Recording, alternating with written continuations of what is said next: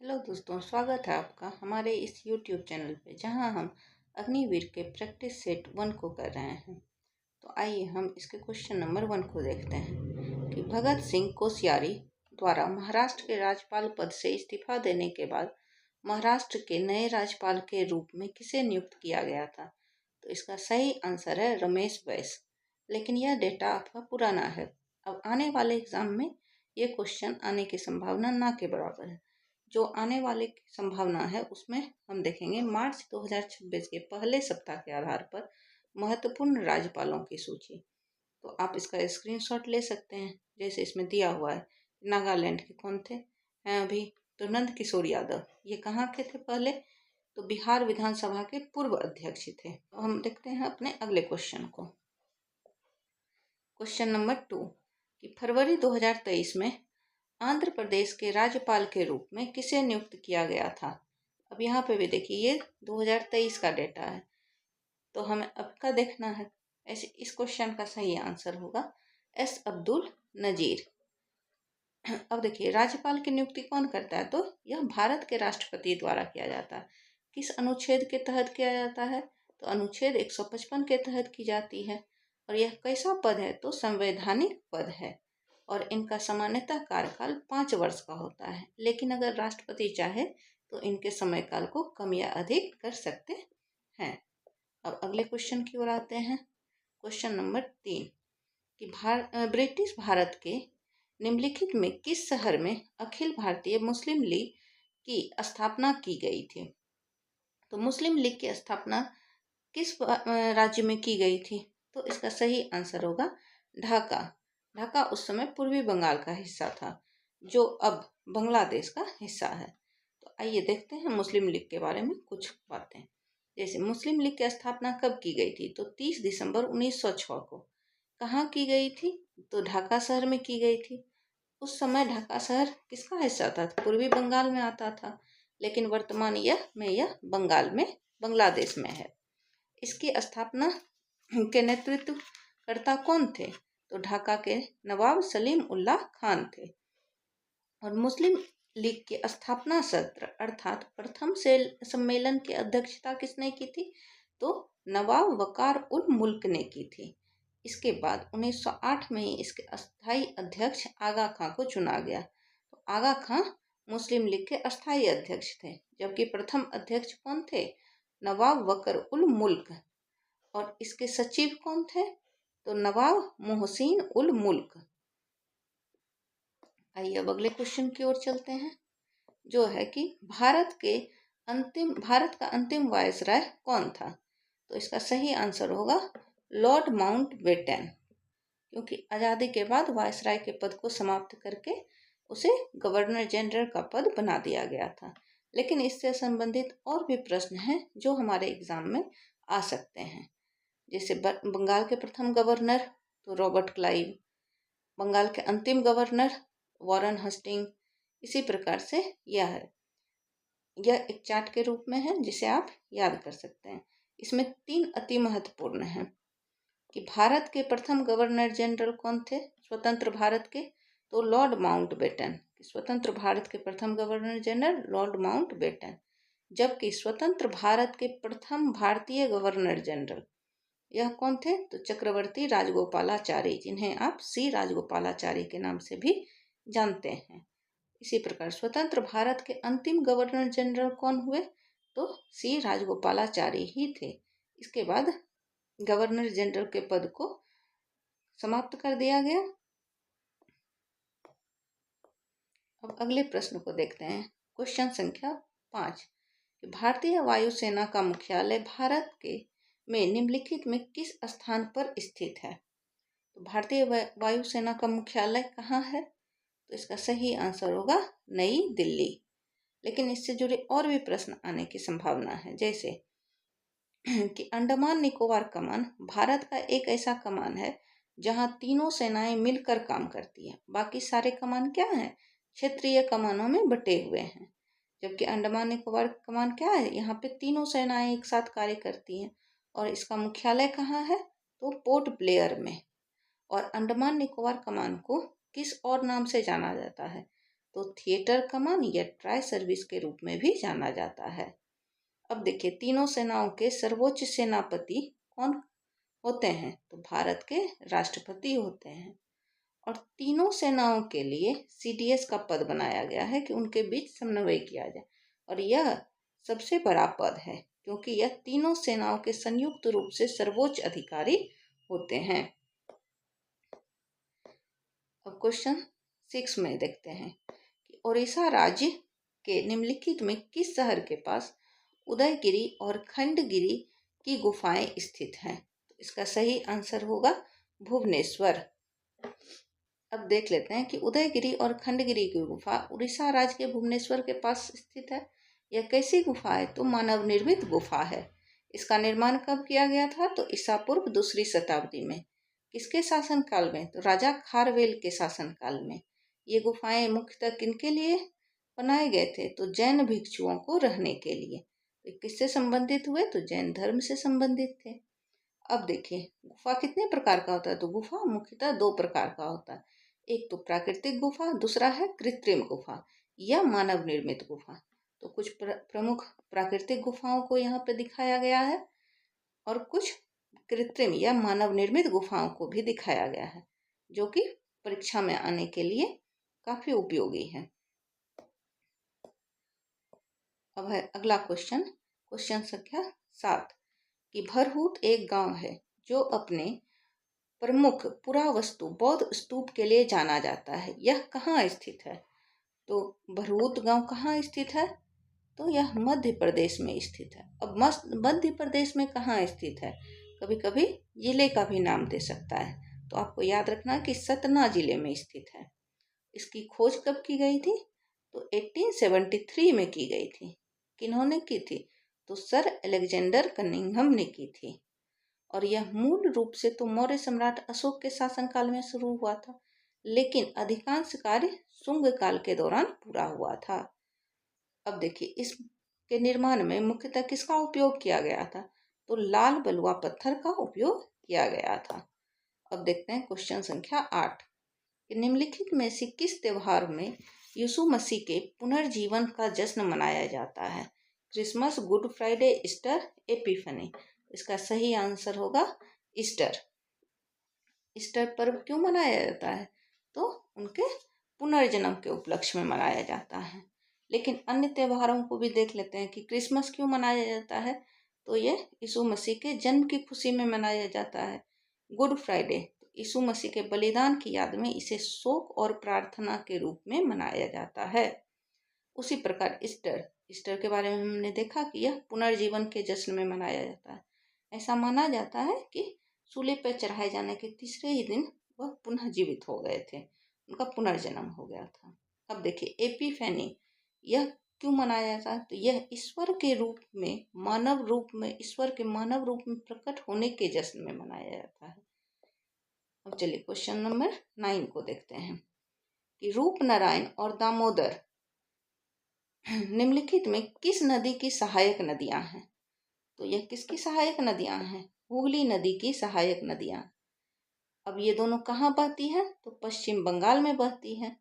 अन्य नदियों को भी हम देख लेते हैं कि गोमती नदी, यह किसकी सहायक नदी है? तो गंगा की एक महत्वपूर्ण सहायक नदी है।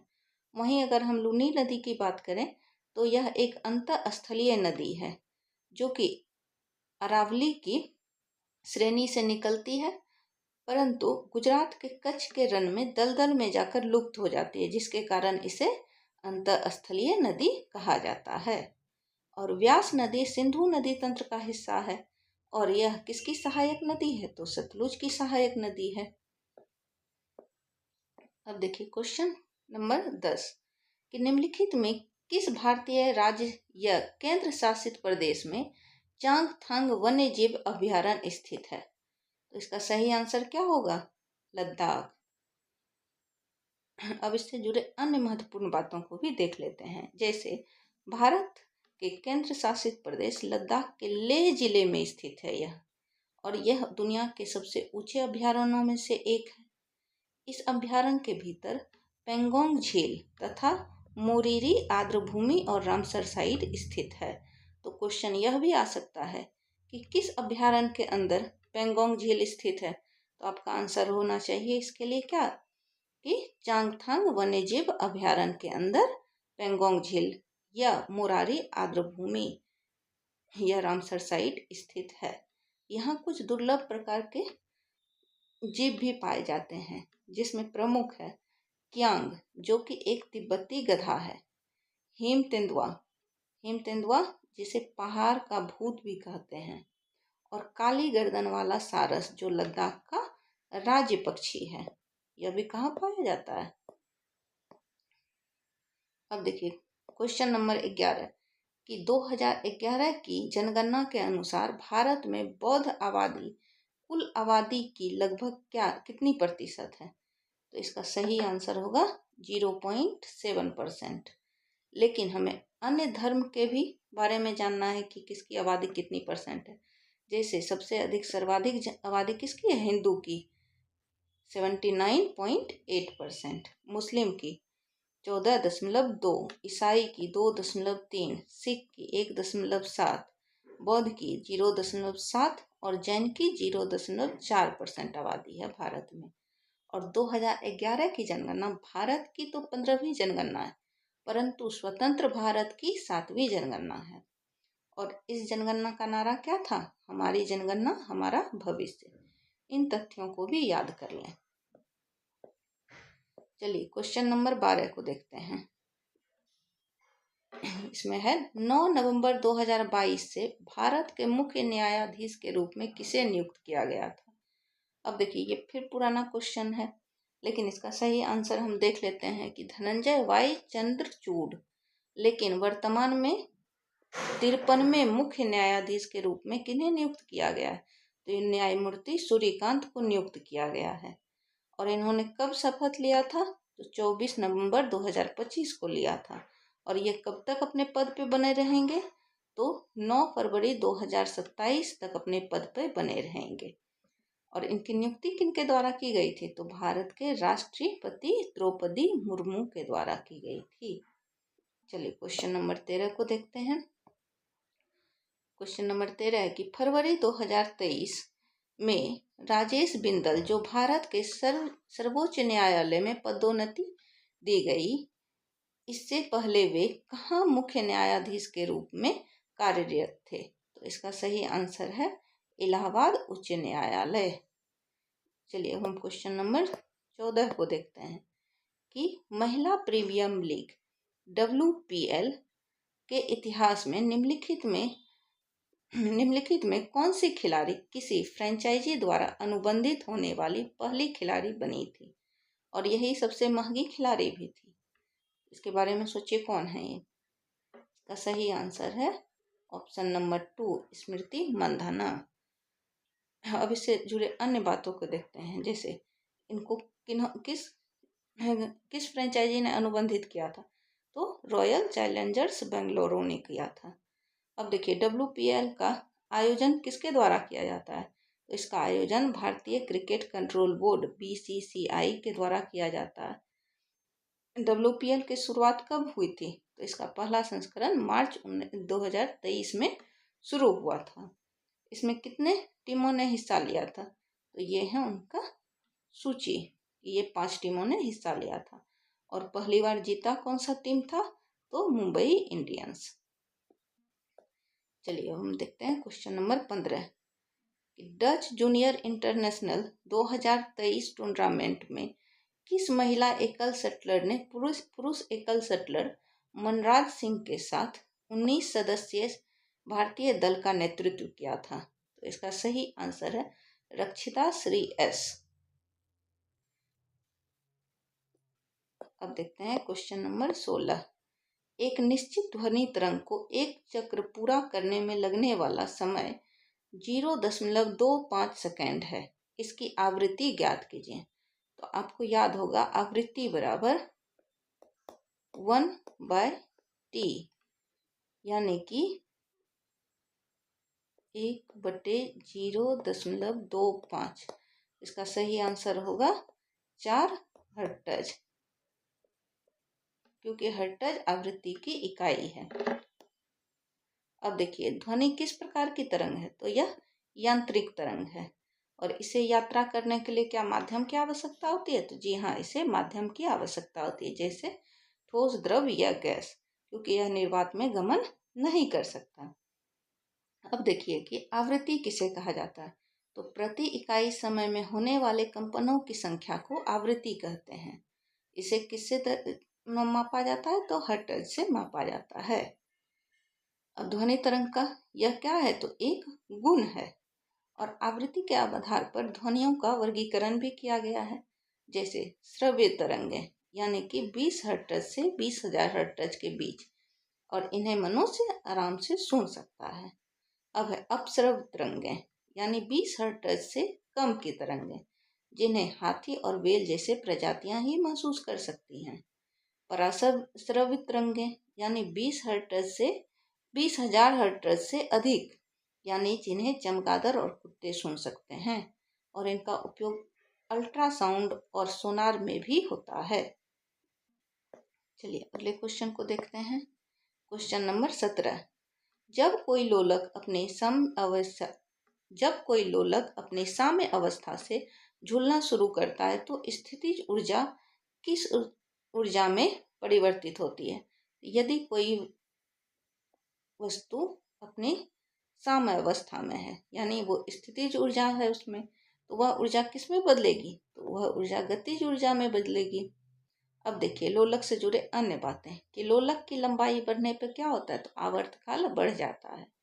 और यही कारण है कि गर्मी में लोलक घड़ियां सुस्त हो जाती है, क्योंकि गर्मियों से पेंडुलम की लंबाई बढ़ जाती है। दूसरा है कि गुरुत्वाकर्षण घटने पर आवर्तकाल क्या होता है, तो बढ़ जाता है, जिससे चंद्रमा पर लोलक घड़ी धीमी चलने लगी। अब देखिए आवर्तकाल लोलक के वजन पर निर्भर नहीं करता।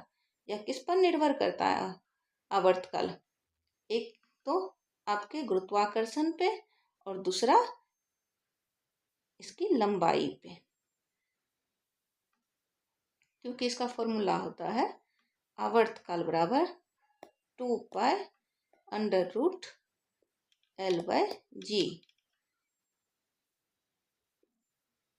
चलिए अगला क्वेश्चन देखते हैं। Question number 18। निम्नलिखित में क्या द्रव का एक ठोस रूप है, तो द्रव का ठोस रूप क्या है, धूम, वायु, काष्ठ या रस। तो हमें पता है काष्ठ यानी लकड़ी, तो यह क्या है, द्रव का ठोस रूप है। अब देखिए ठोस, द्रव और गैस के आपस में तुलना को यहाँ पे दिखाया गया है कि आकार, तो ठोस का आकार निश्चित होता है, जबकि द्रव का अनिश्चित रहता है, और गैस का भी अनिश्चित होता है। आयतन, ठोस का आयतन निश्चित होता है, द्रव का भी आयतन तो निश्चित होता है, परंतु आकार अनिश्चित होता है। उसी प्रकार गैस का आयतन और आकार दोनों अनिश्चित होता है।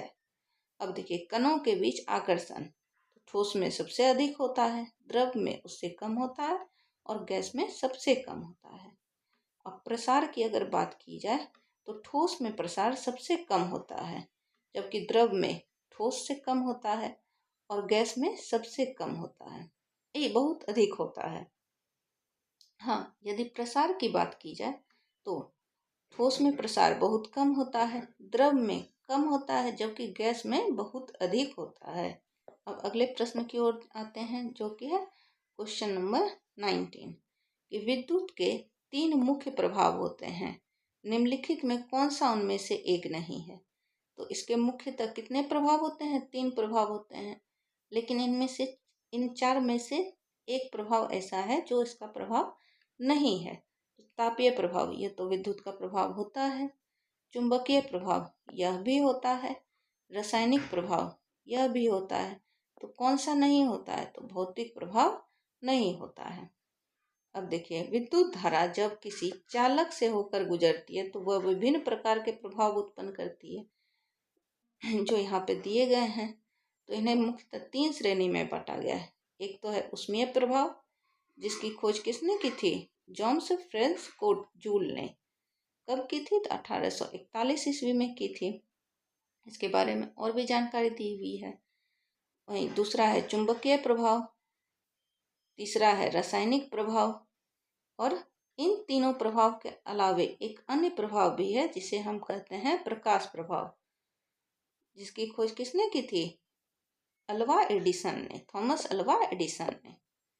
अब देखते हैं क्वेश्चन नंबर 20 कि डैश द्वारा 1879 में तापदीप्त प्रकाश बल्ब के आविष्कार और 1881 में प्रथम केंद्रीय विद्युत स्टेशन के निर्माण से कारखानों और घरों में विद्युत शक्ति की तीव्र आपूर्ति की शुरुआत हुई। अब इसमें किसका योगदान था? अभी हमने देखा कि विद्युत बल्ब का आविष्कार किसने किया है? थॉमस अल्वा एडिसन ने। अब कुछ प्रमुख आविष्कार और उनके नाम दिए हुए हैं जो अति आवश्यक है। अब है क्वेश्चन नंबर 21 कि दंत चिकित्सक द्वारा दांतों की आवर्धित छवि देखने के लिए डैश दर्पण का उपयोग किया जाता है। किस दर्पण का उपयोग किया जाता है? सही आंसर होगा अवतल दर्पण का उपयोग किया जाता है। अब अवतल दर्पण के बारे में हम कुछ बातों को जान लेते हैं। जैसे अवतल दर्पण को अभिसारी दर्पण भी कहा जाता है। अब देखिए अवतल दर्पण का मुख्य उपयोग क्या है? तो दाढ़ी बनाने वाले दर्पण के रूप में, डॉक्टर द्वारा कान, नाक, आंख और गले की जांच के लिए, और सौर भट्ठी में सूर्य के प्रकाश को एक बिंदु पर केंद्रित करने के लिए। इसके अतिरिक्त सर्च लाइट और हेडलाइट में भी अवतल दर्पण का उपयोग किया जाता है। अब देखिए उत्तल दर्पण, तो उत्तल दर्पण को कौन सा दर्पण कहते हैं? तो अपसारी दर्पण कहते हैं। और यह हमेशा कैसा प्रतिबिंब बनाता है? तो सीधा, आभासी और वस्तु से छोटा प्रतिबिंब बनाता है। अब उत्तल दर्पण के कुछ प्रमुख उपयोग देख लेते हैं। जैसे वाहनों के साइड मिरर में, क्योंकि पीछे से आने वाले ट्रैफिक को देखने के लिए यह छोटे और सीधे चित्र दिखाता है, जबकि बड़े क्षेत्र का चित्र दिखाता है। सड़कों पर लगे सुरक्षा दर्पण में, जहाँ की ब्लाइंड स्पॉट तक पर एटीएम और दुकानों में सुरक्षा के लिए। चलिए अब अगले क्वेश्चन की ओर आते हैं। क्वेश्चन नंबर 22 कि निम्नलिखित में क्या भौतिक परिवर्तन का एक उदाहरण है? तो एक याद रखिए कि जो मिल जाता है वापस उसको भौतिक परिवर्तन कहते हैं, और जो वापस ना मिले उसे रासायनिक परिवर्तन कहते हैं। जैसे फल के पकने पर, और दूसरा है कि इसमें रासायनिक परिवर्तन ये होता है कि उसका गुण बदल जाता है। जैसे फलों का पकना, क्या कच्चे फल और पके हुए फल समान होते हैं? नहीं, तो यह कौन सा है? रासायनिक परिवर्तन है। अंगूर का किण्वन, उसके बाद क्या हम अंगूर को प्राप्त कर सकते हैं? नहीं, तो यह रासायनिक परिवर्तन है। कोयले, लकड़ी या पत्तियों का जलना, जलने के बाद राख हो जाता है, जिससे इनका रासायनिक परिवर्तन हो गया, क्योंकि इनके गुण में बिल्कुल परिवर्तन आ जाता है। अब देखिए क्रिस्टलीकरण की प्रक्रिया। अब किसी एक बड़े टुकड़े को छोटे छोटे टुकड़ों में काट लें तो क्या इनके गुण बदल जाते हैं? नहीं, सिर्फ इनका आकार बदल रहा है। तो आपका सही आंसर होगा ऑप्शन 4। अब देखिए भौतिक परिवर्तन के कुछ उदाहरण कि बर्फ का पिघलना या पानी का उबलना, तो यह भौतिक परिवर्तन है। लोहे का चुंबकीयकरण, क्योंकि जब एक लोहे को कील को चुंबक से रगड़ते हैं तो वह अस्थायी रूप से चुंबक बन जाता है। यहाँ पे क्या है? अस्थायी रूप से चुंबक बन रहा है, यानी वह पुनः लोहे में बदल सकता है। सोने का पिघलना, सोने के पिघलने से सोने के स्वरूप में अंतर आता है, गुण में अंतर नहीं आता है। कांच का टूटना, कांच के टूटने से भी कांच के आकार में परिवर्तन आ रहा है, उसके मूल गुण में कोई परिवर्तन नहीं आ रहा है। और नमक पानी के घोल में, क्योंकि वाष्पीकरण के द्वारा क्या होगा? नमक को पुनः हम वापस प्राप्त कर सकते हैं। और सबसे इम्पोर्टेंट है मोमबत्ती का पिघलना।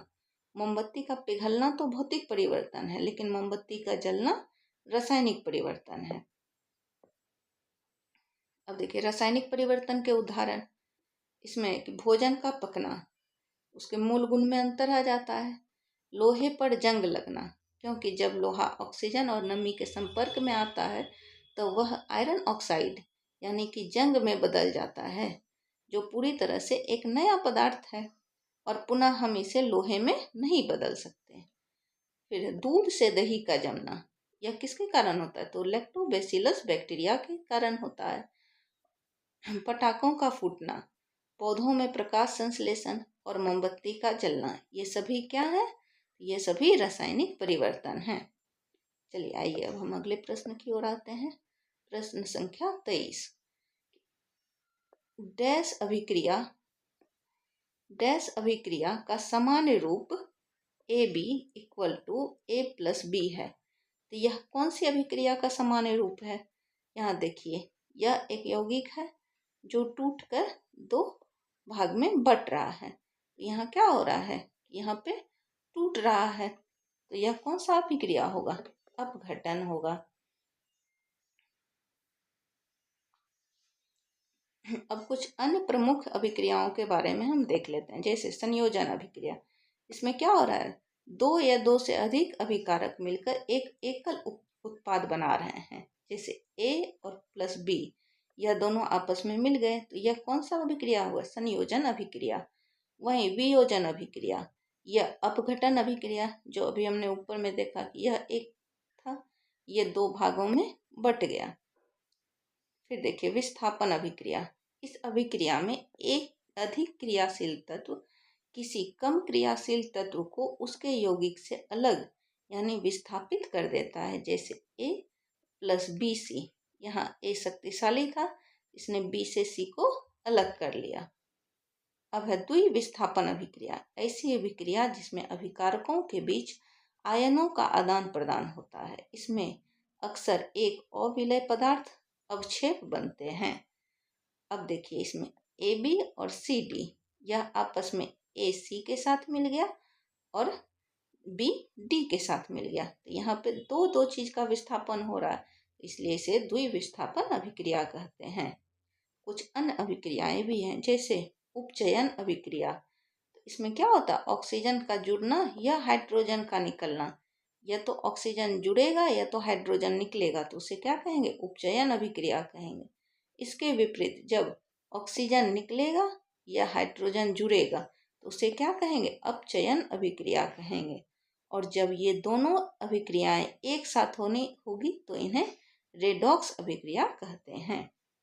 इसके अतिरिक्त ऊष्माक्षेपी अभिक्रिया, यानी ऊष्मा का बाहर निकलना, और ऊष्माशोषी अभिक्रिया, जिसमें ऊष्मा का अवशोषण होता है।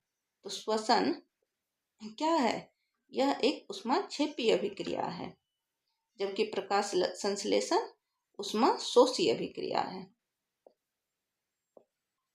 अब देखिए, चींटियों के काटने पर त्वचा पर केलामाइन का विलयन लगाया जाता है, क्योंकि केलामाइन विलयन की प्रकृति होती है। केलामाइन क्या है? एक तरह का क्षारीय विलयन है। और चींटी के डंक में क्या होता है? अम्ल होता है। तो यह क्षार के साथ अभिक्रिया करके अभिक्रिया को एक दूसरे के गुण को उदासीन करता है। अब देखते हैं हम अम्ल के बारे में कुछ खास बातों, जैसे अम्ल स्वाद में क्या होते हैं? तो खट्टे होते हैं। नीले लिटमस पत्र को क्या करते हैं? तो लाल कर देते हैं। और इनका pH वैल्यू कितना होता है? तो 7 से कम होता है। अब कुछ प्रमुख अम्ल जो इन वस्तुओं में पाए जाते हैं, जैसे हमारे अमाशय में कौन सा अम्ल पाया जाता है? तो HCl अम्ल पाया जाता है। ऐसे ही कार की बैटरी में कौन सा अम्ल पाया जाता है? तो सल्फ्यूरिक अम्ल का पाया जाता है। और आपको पता होगा कि सल्फ्यूरिक अम्ल को ही अम्लों का राजा कहा जाता है। और नींबू, संतरा और अंगूर जैसे खट्टे फलों में तो सिट्रिक अम्ल पाया जाता है। खट्टे दूध या दही में तो लैक्टिक अम्ल पाया जाता है। चलिए अब हम अगले प्रश्न की ओर जाते हैं। वैसे यहाँ पे क्षार के बारे में भी कुछ तथ्य हैं, जैसे क्षार स्वाद में कैसे होंगे? कड़वे होंगे। छूने में कैसे महसूस होते हैं? तो साबुन से चिकने महसूस होते हैं। और सबसे इम्पोर्टेंट कि यह लाल लिटमस पत्र को क्या कर देते हैं? तो नीला कर देते हैं। और क्षार का pH वैल्यू कितना होता है? तो 7 से अधिक होता है। अब कुछ प्रमुख क्षार के नाम दिए गए हैं, जैसे कास्टिक सोडा किसे कहते हैं? तो सोडियम हाइड्रोक्साइड को कहते हैं। बुझा हुआ चूना तो कैल्शियम हाइड्रोक्साइड को कहते हैं। मिल्क ऑफ मैग्नीशिया किसे कहा जाता है? तो मैग्नीशियम हाइड्रोक्साइड को कहा जाता है। और यह पेट की अम्लता को दूर करने के लिए एंटासिड के रूप में कार्य करता है। यह एक इम्पोर्टेंट तथ्य है। अमोनियम हाइड्रोक्साइड इसका उपयोग किस में किया जाता है? तो खिड़की की कांच को साफ करने में होने वाले क्लीनर में किया जाता है। अब देखिए, अम्ल और क्षार आपस में क्रिया करते हैं तो लवण और जल बनाते हैं। और यह अभिक्रिया कैसी अभिक्रिया होती है? तो उदासीनीकरण अभिक्रिया होती है। अब जैसे देखते हैं कि साधारण नमक, इसे क्या कहा जाता है? तो सोडियम क्लोराइड। धोने के सोडा को क्या कहा जाता है? Sodium carbonate. खाने के सोडा को क्या कहा जाता है? Sodium bicarbonate. और नीला थोथा किसे कहते हैं? तो कॉपर सल्फेट को कहते हैं। ठीक, ये सारे क्या हैं? लवण हैं। चलिए अब हम अगले प्रश्न की ओर आते हैं। प्रश्न संख्या 25। देखिए, सोडियम, ठोस सोडियम धातु क्लोरीन गैस के साथ अभिक्रिया करके ठोस सोडियम क्लोराइड का निर्माण करती है। यह एक डैश अभिक्रिया है। यहाँ हम देखते हैं, एक सोडियम है, दूसरा क्लोरीन गैस है। यह दोनों आपस में मिलके क्या बना रहा है? Sodium chloride. यानी यहाँ क्या हो रहा है? A+B = AB। तो यह कौन सी अभिक्रिया होगी? यह संयोजन अभिक्रिया होगी। चलिए अगले प्रश्न की ओर आते हैं। प्रश्न संख्या 26। यह है कि यकृत से स्रावित पित्त रस द्वारा भोजन के किस घटक का पाचन होता है? तो इसका सही आंसर है वसा का पाचन होता है। लेकिन हम कुछ अन्य एंजाइम के बारे में भी जान लेते हैं जो कि परीक्षा के लिए उपयोगी होते हैं। जैसे लार ग्रंथि में जो लार रस पाया जाता है उसमें कौन सा एंजाइम पाया जाता है? तो टाइलिन नामक एंजाइम पाया जाता है। अब ये टाइलिन नामक एंजाइम किसका पाचन करता है? तो मंड या स्टार्च का पाचन करता है। अब है दूसरा कि जठर ग्रंथियों के जठर रस में कौन सा एंजाइम पाया जाता है? तो पेप्सिन और रेनिन नामक एंजाइम पाया जाता है जो मुख्य रूप से प्रोटीन, दूध, वसा के पाचन में सहायक होता है। यहाँ यह जान लीजिए कि रेनिन नामक एंजाइम के कारण ही दूध का पाचन होता है। अब देखिए, यकृत के पित्त रस में कोई एंजाइम नहीं पाया जाता है, लेकिन यह किसके पाचन में सहायक होते हैं? तो यह वसा के पाचन में सहायक होते हैं। अब इसी प्रकार अग्न्याश और आंत ग्रंथि के बारे में भी दिया हुआ है। चलिए अब हम अगले प्रश्न की ओर आते हैं कि जठर नाल का कौन सा भाग जीवाणुओं को नष्ट करने से संबंधित है? तो जठर नाल का कौन सा भाग है जो जीवाणुओं को नष्ट करता है? तो वह है अमाशय। क्यों? क्योंकि अमाशय में HCl नामक लवण पाया जाता है जो जीवाणुओं को नष्ट करता है। अब यदि बात आए कि जीवाणुओं को नष्ट करने की क्रिया कहाँ प्रारंभ होती है, तो यह मुख में ही प्रारंभ हो जाती है, क्योंकि लार में लाइसोजाइम नामक एंजाइम पाया जाता है जो भोजन के संपर्क में आते ही बैक्टीरिया को नष्ट करने की प्रक्रिया शुरू कर देते हैं। लेकिन इसका व्यापक रूप से नष्ट कहाँ पे ये होते हैं? तो यह अमाशय में होते हैं। चलिए अगले प्रश्न की ओर आते हैं। प्रश्न संख्या 28। उस कार्बोहाइड्रेट का नाम क्या है जो जुगाली करने वाले पशुओं द्वारा पचाया जा सकता है किंतु मानवों द्वारा नहीं? तो आपने देखा होगा जुगाली करने वाले पशुओं को, वह क्या खाते हैं? घास खाते हैं। घास में क्या पाया जाता है? तो सेलुलोज पाया जाता है, परंतु हमें सेलुलोज पचाने में असक्षम है हम। अब देखिए, ये सेलुलोज को कैसे पचा लेते हैं? तो इनके पाचन तंत्र में छोटी आंत और बड़ी आंत के बीच एक बड़ी थैली नुमा संरचना होती है जिसे क्या कहा जाता है? अंधनाल या रुमेन कहा जाता है। और इसी अंधनाल में एक सहजीवी जीवाणु पाए जाते हैं जिसका नाम है सेलुलेज, और यही सेलुलेज सेलुलोज का पाचन करते हैं। अब देखिए, कुछ अन्य कार्बोहाइड्रेट जैसे ग्लूकोज, यह क्या है? सबसे सरल शर्करा है और यह क्या होता है कि मानव को ऊर्जा देता है। सबसे अधिक ऊर्जा इसी से हमें प्राप्त होती है सबसे जल्दी। फ्रक्टोज, यह किस में पाया जाता है? तो फलों में पाया जाता है। माल्टोज, यह किस में पाया जाता है? तो अनाज में पाया जाता है। चलिए अब हम अगले क्वेश्चन को देखते हैं। Question number 29। निम्नलिखित में कौन सा रोग प्रोटोजोआ के कारण होता है? तो प्रोटोजोआ के कारण कई रोग होते हैं, लेकिन मुख्य रूप से मलेरिया होता है। यहाँ पे आंसर सही होगा मलेरिया। अब देखते हैं कि प्रोटोजोआ के कारण कौन से अन्य से बीमारी होती है, जैसे सोने की बीमारी, पायरिया, कालाजार, पेचिस और मलेरिया भी। मलेरिया किसके कारण होता है? तो प्लाज्मोडियम नामक प्रोटोजोआ के कारण होता है। और ये किससे फैलता है?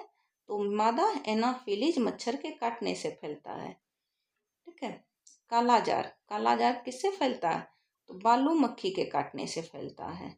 वहीं सोने की बीमारी सीसी मक्खी, सौ से सोना, सौ से सीसी मक्खी। अब हम अंतिम क्वेश्चन को देखते हैं, क्वेश्चन नंबर 30 कि टीनोफोरा का सामान्य नाम क्या है? तो टीनोफोरा का सामान्य नाम है कनकतधर। टीनोफोरा विशेष रूप से समुद्री जीव है और इसका शरीर और ये सममित होते हैं और द्विकोरिक भी होते हैं। और इनकी संरचना कैसी होती है? तो कंघी जैसी होती है, इसलिए इन्हें क्या कहा जाता है? तो कॉम्ब जेली कहा जाता है। और इसे एक अन्य नाम से भी जाना जाता है, वह है समुद्री अखरोट। ठीक है। इसमें एक अद्भुत विशेषता है, वह कौन सी है? कि जैव दीप्ति, अतः इसे समुद्र की गहराई में चमकते हुए दिखाई देते हैं। चलिए धन्यवाद। अगर आपको यह क्लास अच्छी लगी हो तो आप हमें सब्सक्राइब भी कर सकते हैं।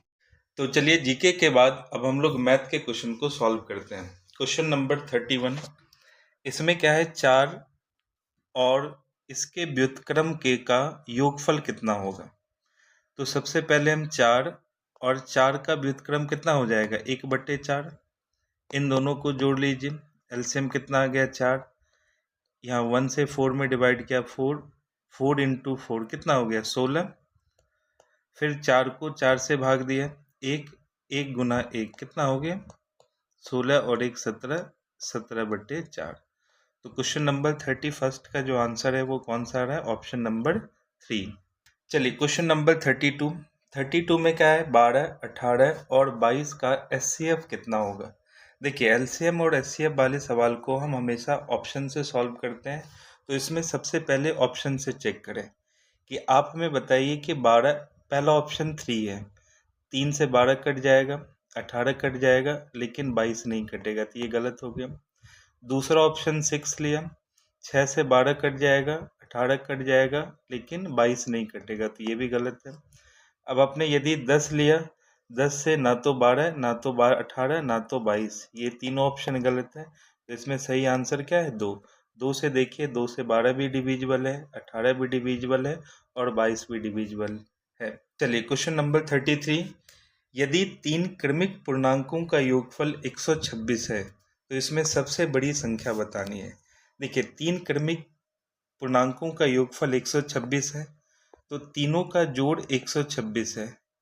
यदि हम तीनों का औसत निकालें तो इसको 3 से भाग देते हैं, तो 126 को 3 से भाग दिया तो इसकी वैल्यू कितनी आ जाएगी? 42। और यदि हम औसत की बात करें, 3 क्रमागत संख्या है, तो जो बीच वाला संख्या है वो हमेशा क्या होता है? औसत। तो इसमें औसत 42 आ रहा है। अब इसमें एक संख्या इससे छोटी होगी और एक संख्या इससे बड़ी होगी, और हमें पूछा जा रहा है इसमें सबसे बड़ी संख्या का मान। तो सबसे बड़ी संख्या कौन सी आ रही है? 43। चलिए अगले सवाल 34 पर आ जाए। एक कक्षा के 12 विद्यार्थियों का औसत वजन दिया गया है, तो इस विद्यार्थियों का औसत वजन कितना होगा? देखिए सारे विद्यार्थियों का अलग अलग वजन दिया गया है, 1 से लेकर 12 तक जितने स्टूडेंट है सबका वजन दिया गया है। इसका औसत निकालना है, तो औसत बराबर क्या फॉर्मूला होता है? औसत बराबर फॉर्मूला होता है सभी का योग, सभी चरों का योग बटे संख्या। पहले सबको जोड़ लीजिए और इसको टोटल नंबर से डिवाइड कर लीजिए। इन सब का यदि हम टोटल करें तो टोटल करने पर आएगा 768।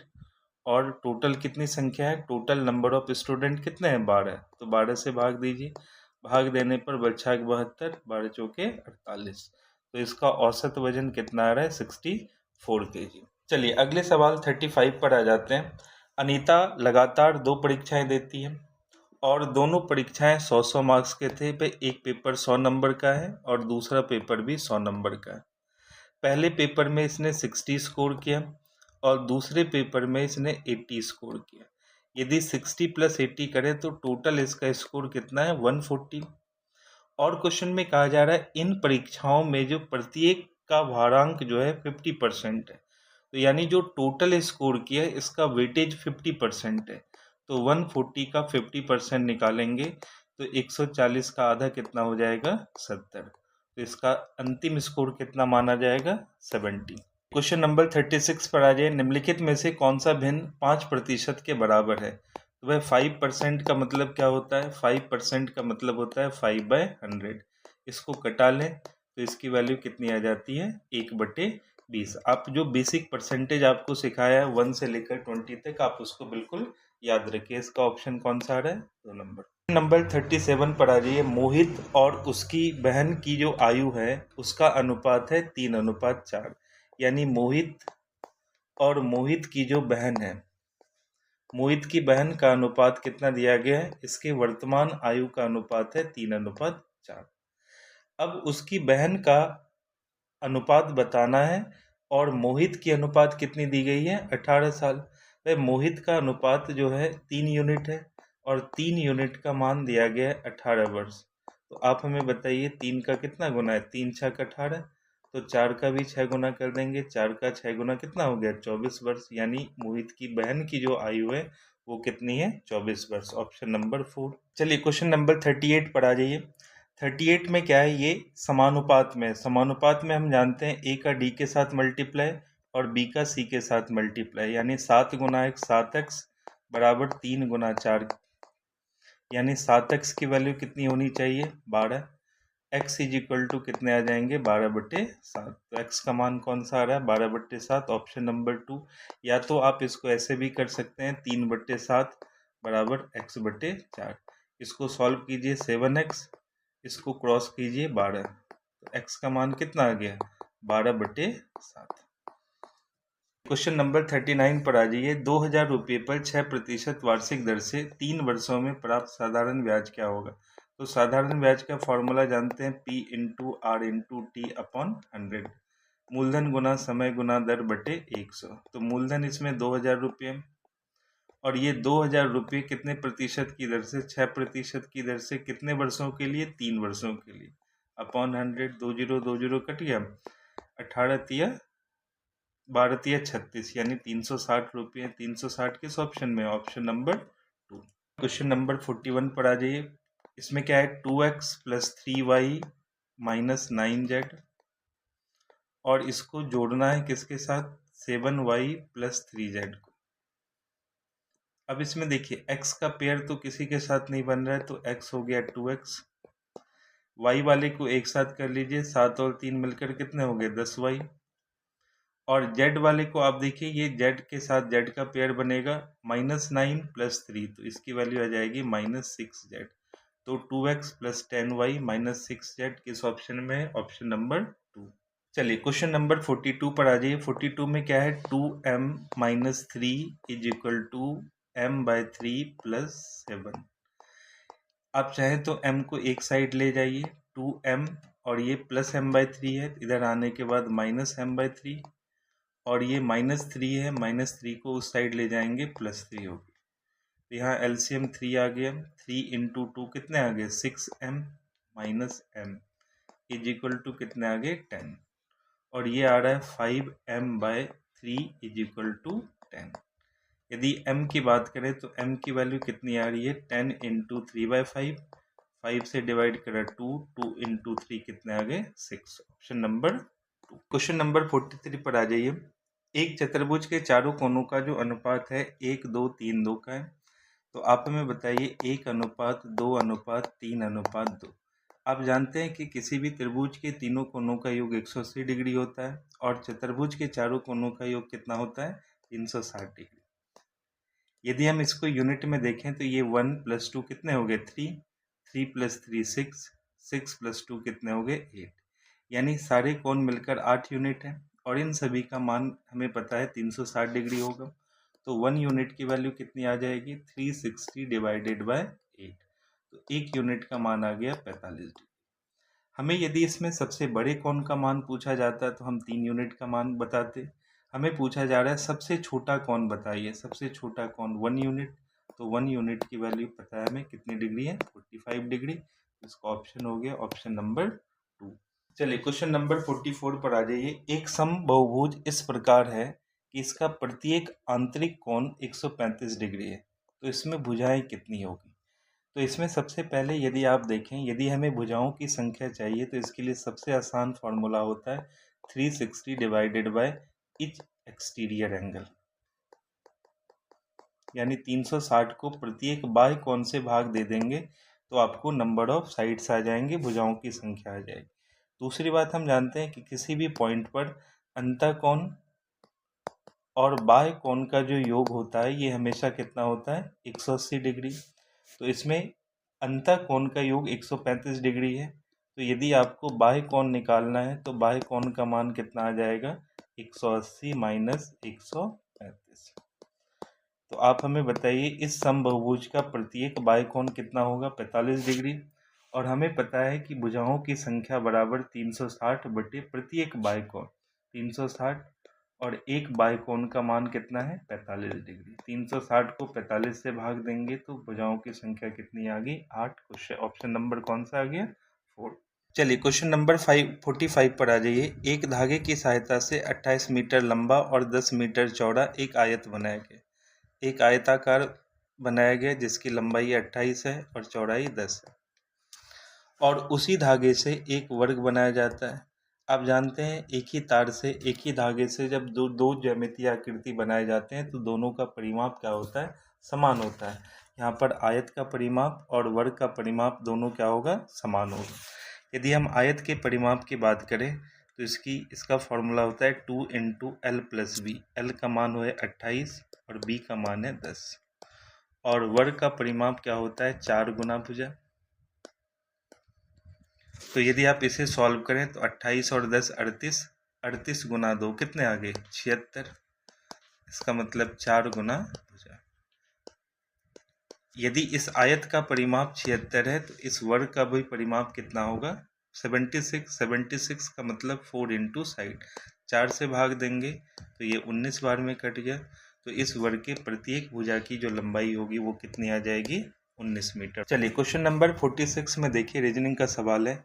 एक दौड़ प्रतियोगिता में खिलाड़ी का स्थान है ऊपर से 14 और नीचे से 13 है। तो आप जानते हैं जब भी टोटल नंबर निकालना हो तो जो भी पोजीशन है, चाहे लेफ्ट प्लस राइट हो, तो इसमें फॉर्मूला हम जानते हैं लेफ्ट प्लस राइट -1, या इसके जगह टॉप और बॉटम हो, ऊपर से और नीचे से दिया गया है, तो आप दोनों को जोड़कर उसमें एक माइनस किया जाता है, क्योंकि उसमें बीच वाला जो होता है, जो 14वां 13वां है, उसको 2 बार काउंट कर लिया जाता है। तो इस सवाल को हम करें तो ऊपर से 14 है, नीचे से 13 है। 14 प्लस 13 कितने हो गए, 27। 27 में से एक कम हो गया, यानी टोटल कितने नंबर है, 26। तो इस पंक्ति में खिलाड़ियों की जो संख्या है टोटल कितनी आ गई, 26। नंबर 47 पर आ जाइए। ये कोडिंग डिकोडिंग का सवाल है। इसमें एक सवाल है EARTH, अर्थ का कोड क्या दिया गया है, AERHT। फिर दूसरा वर्ड है डांस, और डांस का कोड आप देख पा रहे हैं, इसका कोड है ADNEC। और हमें पूछा जा रहा है हर्ट का कोड क्या होगा, HEART, हर्ट का कोड। तो इसको यदि आप ध्यान से देखें तो इसमें क्रॉस है, इसमें जो बीच वाला लेटर है ये तो सेम है, आर का कोड आर दिया गया है, और पहले दो को रिवर्स किया है, ई को ए और ए को ए। फिर लास्ट दो को भी देखिए आपस में बदल दिया गया है, एच को टी, टी को एच। सेम लॉजिक यहाँ पर भी है, बीच वाला क्या है, सेम है, एन को एन, और ए और डी को रिवर्स किया, सी और ई को रिवर्स किया। तो उसी तरह यदि हम बनाना चाहें तो ए का कोड ए होगा, यहाँ एच और ई को रिवर्स करेंगे तो ये ई एच, और टी को रिवर्स करेंगे तो ये टी आर। तो ऑप्शन देख लीजिए, EHATR, EHATR, ऑप्शन नंबर कौन सा आ रहा है, 4। चलिए क्वेश्चन नंबर 48 की बात करें तो इसमें वर्ड है प्रोड्यूसिंग, PRODUCING। अब इसमें क्या कहा जा रहा है कि इसको अंग्रेजी वर्णमाला को इसको इंग्लिश अल्फ़ाबेट ऑर्डर के अनुसार पुनर्व्यवस्थित किया जाता है, यानी जो अंग्रेजी वर्णमाला क्रम होता है उसी के आधार पर व्यवस्थित कर लें। तो व्यवस्थित करने के बाद कितने अक्षरों की स्थिति अपरिवर्तित होगी। पहले आप इसको अल्फ़ाबेट के अकॉर्डिंग अरेंज कर लें। तो इसमें सबसे पहले नंबर पे कौन सा आ जाएगा, सी आ जाएगा। सी के बाद क्या आ जाएगा, डी आ जाएगा। डी के बाद आप देखें, डी के बाद जी आएगा। जी के बाद आप देखें तो जी के बाद आई, आई के बाद एन, और एन के बाद ओ के बाद पी के बाद आर के बाद यू। अब इसमें पोजीशन को चेक करना है कि कौन सा लेटर ऐसा है जो अपरिवर्तित रहा है, जो चेंज नहीं हुआ है।